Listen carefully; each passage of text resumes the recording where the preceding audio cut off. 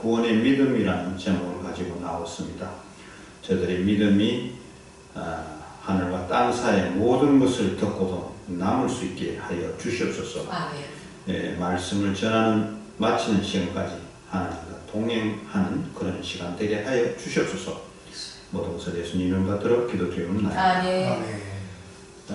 오늘은 또 계절적으로 이제 우수를 지나서 경칩에 들어간 그런 이제 좋아지는 계절에 들어왔습니다.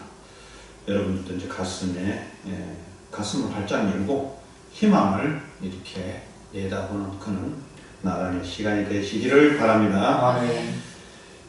우리가 몸이 아프다면 어디를 갑니까? 병원에요. 병원도 이제 두 가지 병원이 있는데 구약으로 처방하는 한방이 있고 신약으로 처방하는 양방이 있지 않습니까? 우리 성경도 구약과 신약이 있듯이 이게 한방과 양방 이렇게 나누어져 있습니다. 거기서 처방을 받으면 우리가 치료를 받을 수 있는 어떤 지름길로 갈 수 있다는 거죠. 그런데 여러분, 하나님은 우리를 살리기 위해서 복잡한 처방을 한 건 아닙니다. 하나님께서는 우리에게 처방은 간단합니다. 오직 하나의 처방입니다. 오직 예수님을 믿기만 하면 구원을 받는다라는 처방입니다. 이게 얼마나 감사한 일입니까? 이거는 뭐 돈 안 들이고 정말 우리가 믿기만 하면 이게 치료되고 낫게 해주신다는데 구원을 받는다는데 성경에 어디를 뒤져봐도 특별히 다른 조건이 없어요. 믿어라. 믿음으로 구원을 얻는다. 이렇게 했습니다. 여러분들도 믿어서 구원받기를 바랍니다. 이것이 기독교 진리인 것입니다.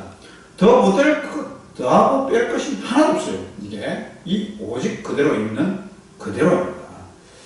저는 하나님 앞에 감사하는 것이 참 많습니다.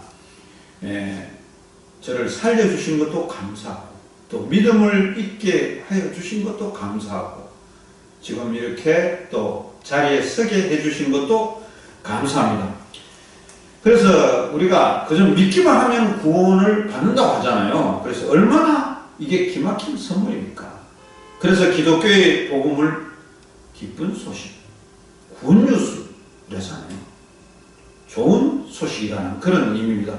그런데 이렇게 쉬운 처방을 사람들은 너무 쉽다고, 너무 쉬워, 그거 별거 아니야 그러면서 안 믿으려 한다는 거죠. 그래서 여러분, 사람이 정말 간사하다는 거죠. 어려우면 어렵다고 안 믿고 쉬우면 쉽다고 안 하고, 그러니 하나님은 사람의 비율을 맞춰줘야 됩니까? 하나님이 어떻게 해주시면 사람들이 하나님 곁으로 가겠냐 이거죠. 사람들이 너무 간사하면 필요할 때는 주십시오 하고 막 강구를 하잖아요.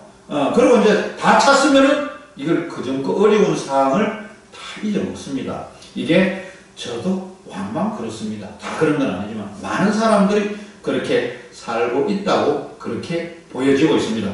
사도행전 16장 31절에 보면 주 예수를 믿으라. 그리하면 너와 내 집이 구원을 받으리라. 이 말씀에 보면 구원 얻는 길을 분명히 제시하고 있는 것입니다. 예수님을 믿으면 구원을 받는다는 것입니다.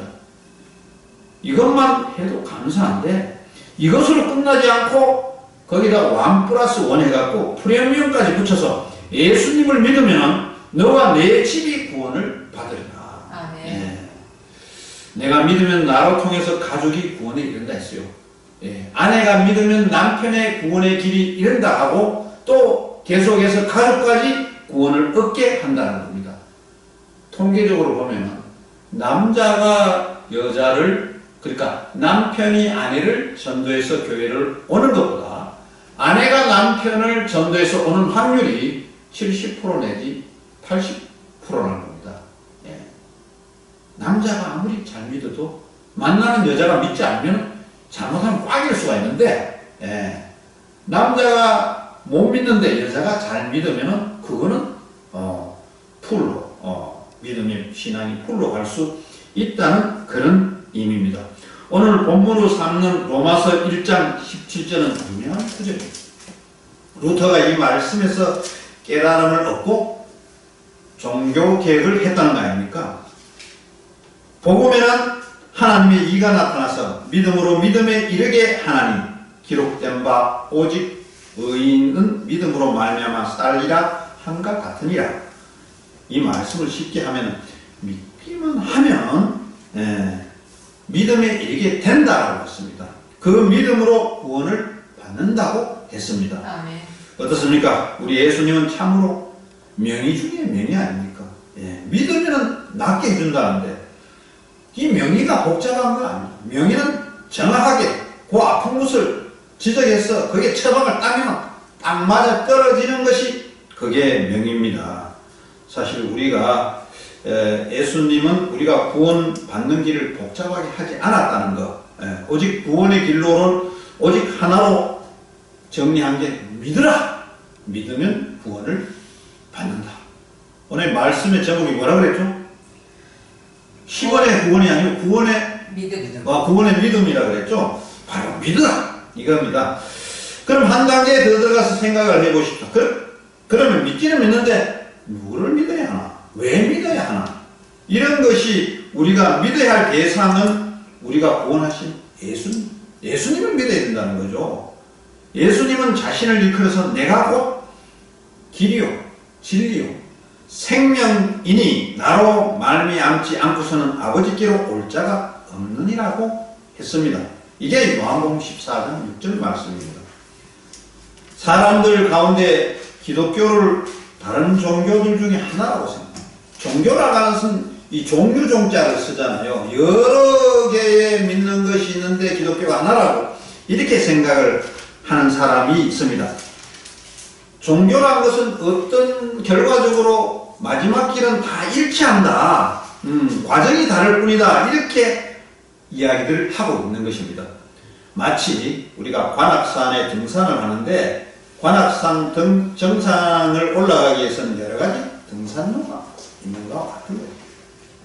안양유원지로 올라가는 방법이 있고 서울대 정문을 지나가고 관악산 올라가는 길이 있고 또 다른 길이 있어요.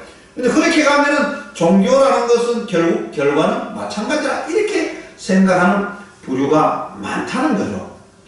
그렇게 주장하는 사람이 자신이 굉장히 똑똑한 줄 알아요. 똑똑한데 결과는 똑같이 돼. 이렇게 이야기하는 사람이 많습니다. 하지만 사실은 그렇지가 않다는 것이죠. 그렇게 주장하는 사람은 뭘 몰라도 한참 모르는 사람입니다. 이것도 좋고 저것도 좋다고 이렇게 이야기하는 사람인데 진실을 알고 나면은 진짜에 대한 고집이 정말 나온다는 거죠. 세상 사람들은 보통 어떤 종교는 다 똑같은 거다. 한 가지다. 이름만 다른 뿌리다. 이렇게 이야기하죠. 하나님이나 부처님이나 천주님이나 똑같은 신이다. 이렇게 라고 말합니다. 그렇게 말하는 것은 무지하다. 뭘 모르는 소리다. 몰라도 한참 모르는 소리다 이거죠. 우리가 믿는 예수님은 분명히 밝혔습니다. 내가 곧 길이요 진리요 생명이니 나로 말미암지 않고서는 아버지께로 올 자가 없느니라 했습니다. 나로 말미암아. 나로 말미암아. 이 말에 보면 주님은 세 가지로 자신을 분명히 정의했습니다. 내가 곧 길이라 했어요. 하나님 나라로 가는 길, 구원받는 길이다 이 말씀입니다. 또 내가 곧 진리라 했습니다. 예수님 자신이 진리 자체라는 것입니다. 내가 곧 생명이라 하셨습니다.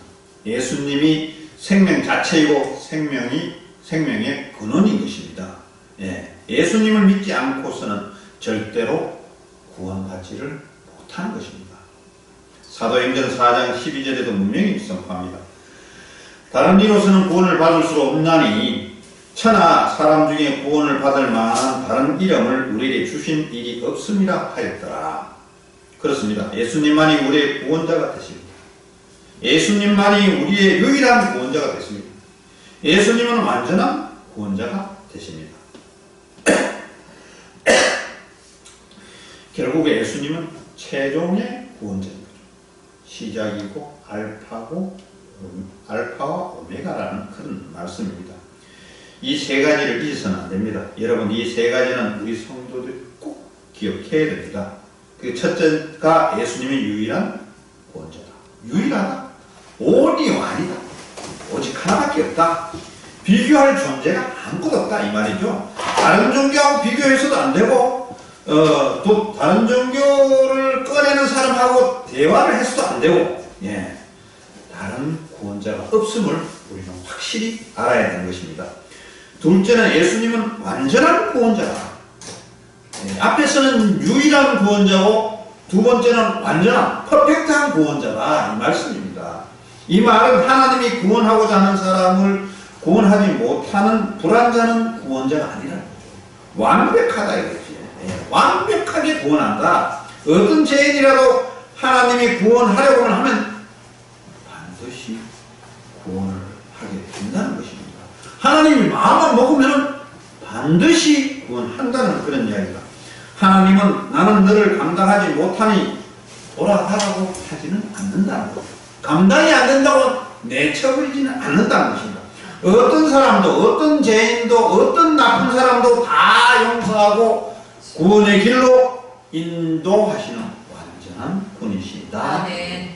셋째는 예수님은 최종적인 구원자다. 예. 예수님 외에 다른 구원자가 오지 않는다는 거죠. 예. 그러므로 예수님의 이름을 가지고 믿으라고 할 때 믿어야 되는 것입니다. 예수님의 이름을 전하는 시기가 끝나고 나면은 다시 그런 구원자가 안 나타나는 거예요. 믿으라 그럴 때 믿어. 예. 예. 때가 올 때 믿어줘야만 된다는 거예요. 예수님은 마지막 구원자이고 이 마지막 구원자가 가고 없으면 우리는 잡을 지푸라기가 하나도 없다는 이 말씀입니다. 그러면은 누가복음 19장의 말씀을 한번 생각해 보십시다. 여기에는 예수님으로 인해서 구원받는 한 사람을 소개하고 있는 것입니다. 예수님께서 여리고로 지나가시게 되었습니다. 그곳에는 삭개오라는 세리장이 있었습니다. 그는 부정하게 많은 돈을 착취해서 부자가 되었습니다. 그는 그가 예수님이 어떤 분이신가 해서 보고 싶어 합니다. 관심을 가졌어요. 어떻게라도 한번 봤으면 아무리 세상에 부자로 살고 직업이 대단하고 많은 사람을 거느리고 살고 있다 하더라도 관심을 느끼는 사람이 있다는 거죠. 네, 그게 바로 예수님인데 예수님은 도대체 어떤 분이실까? 어떻게 생겼을까? 네. 삭개오는 그래서 그 보러 나갈 때 거리에 너무 많은 사람들이 있었어요. 그래서 볼 수가 없어서 나무 위로 올라갔습니다. 삭개오가 키가 작아요. 그러니까 어른임에도 이게 창피함을 무릅쓰고 나무를 타고 올라가서 예수님 보기 위해서 올라갔다는 것이죠. 4절에 보면 앞으로 달려가서 보게 하여 돌무화과 나무에 올라가니 이는 예수께서 그리로 지나가시게 됨이니라 하고 있습니다. 여러분 나이 든 사람이 체면하게 나무가지로 막 그냥 다람쥐처럼 올라간다는 게 말은 이렇게 쉬워 보여도 쉽지는 않습니다.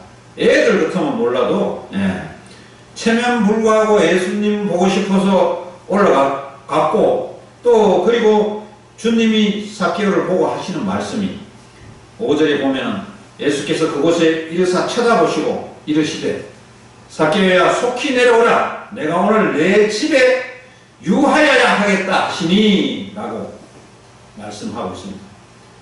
여러분 삭개오에게 한 이 말은 예수님께서 삭개오한테만 한 말이겠습니까?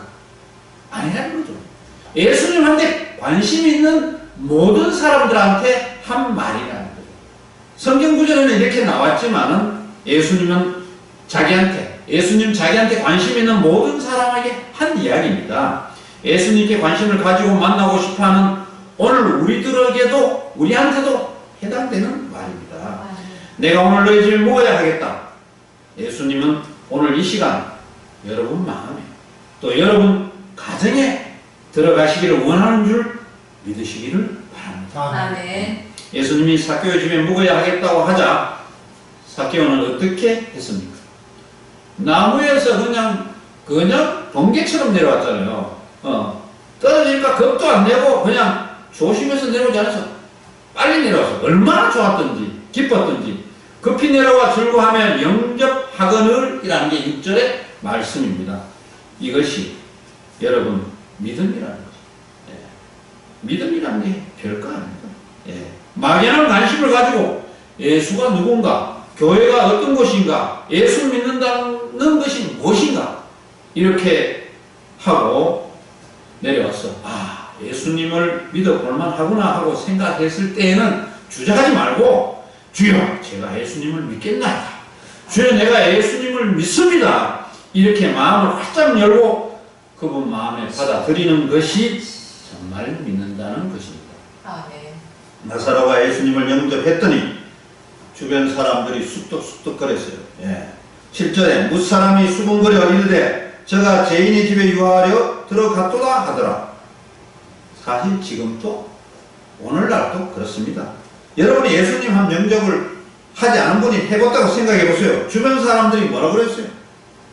아, 저게 예수쟁이들한테 꼴 시켰다. 너 꼴 좋다. 언제 그렇게 변했냐?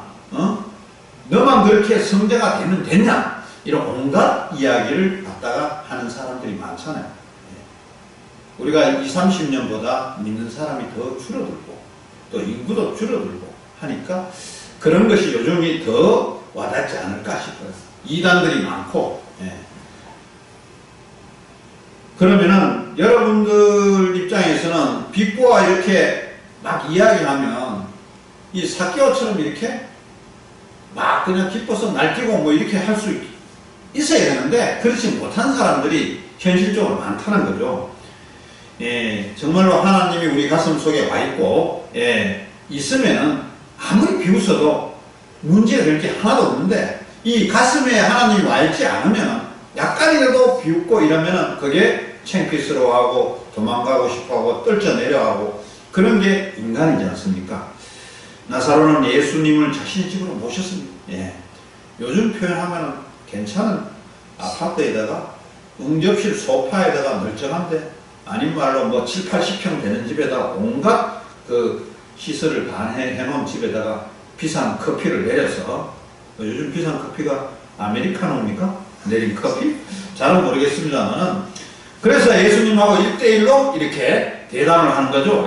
만남을 이루면서 1대1로 만나는 게 참 중요해요. 우리가 살아보면서 정말 1대1로 만나는 게 많을 것 같아도 1대1로 만나는 것이 그렇게 많지가 않아요. 굉장히 많은 것 같은데 1대1로 만난다는 것은 중요한 이야기, 중요한 대담, 정말 깊이 있는 대담, 또 어떤 프로젝트 뭐 이런 것들 때문에 만나는데 삭개오도 예수님과 1대1로 만나는 그런 은혜를 받았다는 거죠. 그 만남만큼 자기는 복을 누린 겁니다. 예수님 앞에서 하소연하고 또 떼도 쓸 수도 있고 아닌 말로 예수님 저 좀 잘 봐주세요. 예수님 저 어쩌면 복을 받겠습니까? 이렇게 매달릴 수 1대1이니까 아무도 없으니까 이렇게 할 수 있잖아요. 또 그리고 어떻게 보면 화장도 안 해도 되고 콧물이 찔찔 흘러도 뭐 옷이 좀 누추해도 예수님하고 1대1 만나니까 그 기쁨 그게 얼마나 좋겠어요. 밤에 만나도 좋고 새벽에 만나도 좋고 꿈속에서 만나도 좋고 기분 나쁠 때 만나도 좋고 기분 좋을 때 만나도 좋고 오늘 밤에 예수님을 만나시는 여러분이 되시기를 바랍니다. 아멘. 언제든지 예수님과 사귈 자세가 되어 있어야 되는 겁니다. 그것도 1대1로 만날 자세. 이 밤에도 여러분이 1대1로 예수님 만나는 꿈을 꾸시기를 바랍니다. 이렇게 예수님과 만남이 이루어지면 사람이 변화됩니다. 삭개오도 보면 주님과의 1대1 만남을 통해서 그동안 삶을 회개하고 또 새로운 삶에 살게 된 것을 이어지는 말씀을 통해서 우리가 알 수가 있습니다. 주님은 회개하고 예수님 품으로 돌아온 삭개오에게 이렇게 말씀했습니다. 그 내용이 9절에 예수께서 이르시되 오늘 구원이 이 집에 이르렀으니 이 집도 아브라함의 자손이미로다. 삭개오와 그 가정이 구원받았음을 선포한 겁니다. 나사로는 주님을 만남으로 구원을 받게 된 것입니다. 여러분들도 구원받는 만남을 가지시기를 바랍니다. 오늘 이 예배에 오신 우리 또 장로님, 목사님 분명히 우리는 축복받는 삶을 살아야 됩니다. 믿음을 가지는 삶을 가져야 됩니다. 오늘 우리에게 필요한 것도 바로 그것입니다. 내가 그동안 가진 이성, 내가 그동안 가진 지식, 이런 상식을 내려놓아야 돼. 오직 하나님을 쳐다보는 하나님께서, 즉 대신에 오신 예수님께서 주신 구원의 처방전인 믿음으로 구원을 받는다는 사실을 믿음으로 받아들이시기를 바랍니다. 그래서 예수님의 믿음으로 말미암아 여러분의 삶이 영적으로 구원받고 육적으로도 많은 복을 받는 저와 여러분들이 되시기를 바랍니다. 기도드리겠습니다. 고마우신 아버지 하나님, 오늘 구원의 믿음이라는 제목으로 말씀을 전하였습니다. 저들이 앉았거나 섰거나 잠들거나 언제 어디 있어든지 하나님과 1대1로 만날 수 있는 그런 시간과 기회를 주시는 저희들이 되게 하여 주시옵소서. 모든 말씀을 예수님 이름 받들어 기도드립니다. 아멘.